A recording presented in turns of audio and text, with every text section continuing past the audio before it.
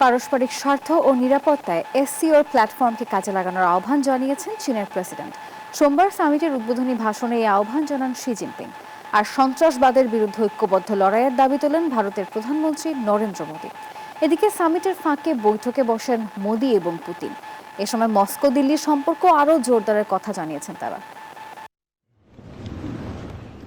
চীনা president Xi Jinping এর আতিথ্যে জিয়ানি বসে বিশ্ব নেতাদের এমন মহামিলন। যুক্তরাষ্ট্রের প্রভাবের বাইরে গিয়ে বিকল্প জোট ও অর্থনৈতিক ব্যবস্থা শক্তিশালী করতেই পুতিন, শি জিনপিং, মোদিদের মতো শীর্ষ নেতারা এক ছাদের নিচে জড়ো হন। এমন সৌহার্দ্যপূর্ণ পরিবেশে এসসিওর সামিটের উদ্বোধন করেন চীনা প্রেসিডেন্ট।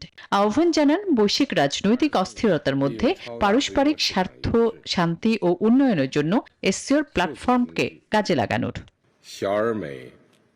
আমি সদস্য রাষ্ট্রগুলোকে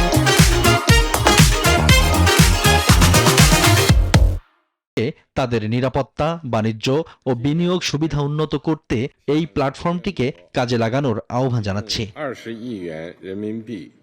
শি জিনপিং এর কাঁধে কাঁধ রেখে কাজ করার বার্তা দিয়েছেন রুশ প্রেসিডেন্ট ভ্লাদিমির পুতিন সহ অন্যান্য নেতারাও।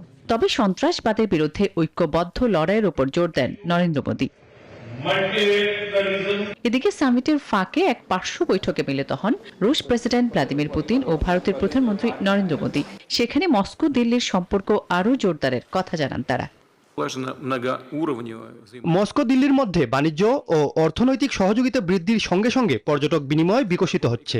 আমরা দ্বিপাক্ষিক সম্পর্ককে নতুন উচ্চতায় নিতে চাই। এটি আমাদের কৌশলগত অংশীদারিত্ব কতটা গভীর তা প্রমাণ করে। চ্যালেঞ্জিং পরিস্থিতিতেও ভারত এবং রাশিয়া একত্রে কাজ করে যাচ্ছে।